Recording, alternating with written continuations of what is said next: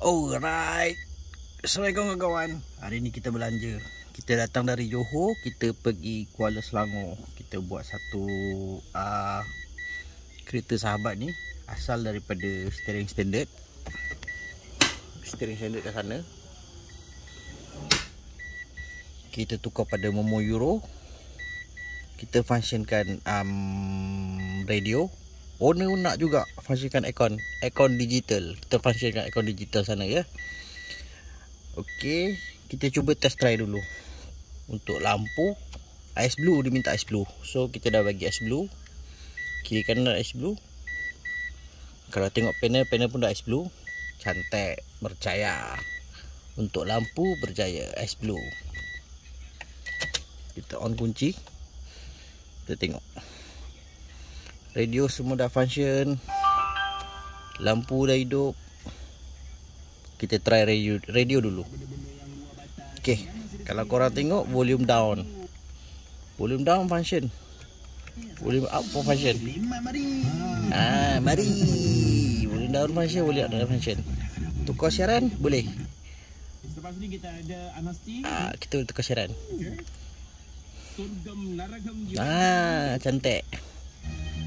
Tukar siaran back lagi boleh. Kalau mode kita boleh buat lah. Mode untuk navigation ke, music ke. Tukar pada music. Kalau nak tukar pada video, kita tukar pada video.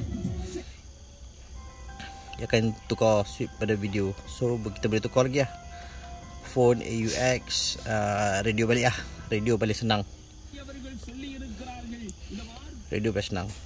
Okay, untuk button radio complete percaya. Button aircon pula. So kita offkan dulu.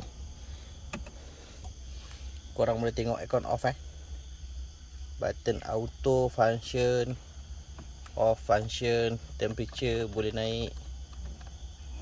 Dengar bunyi kipas lah. Down boleh. So kita offkan dulu. Ini untuk manual. So kita nak jalankan dekat steering. Steering paling senang lah, kita tekan auto. Tekan auto. Korang tengok dekat auto sana. So auto sana hidup, aircon hidup, kipas berjalan. Nak kuatkan kipas, kita boleh kuatkan. Ada dengar tak punya kipas? Nak slowkan, kita pun boleh slowkan kipas. Yeah.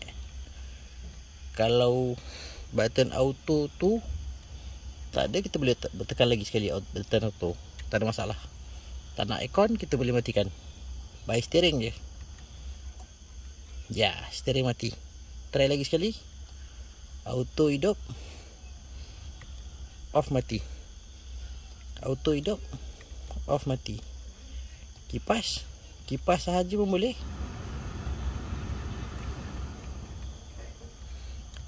Nak tekan auto boleh, nak mati boleh. So button untuk aircon function. Mantap, terbaik. Check airbag, airbag hilang. Horn hidup. Pagi-pagi buta tak boleh tekan horn kuat-kuat. Kan tekan horn kuat-kuat nanti kan daripada sembahyang subuh nanti jadi sembahyang jenazah pula. Alright, thank you support, berjaya. Kalau korang daripada jauh-jauh, daripada luar, daripada Johor, boleh calling nombor kat bawah. Nak saya datang boleh, nak datang tempat saya pun boleh. Saya dekat Johor. Alright, thank you support. Terima kasih semua. Terbaik.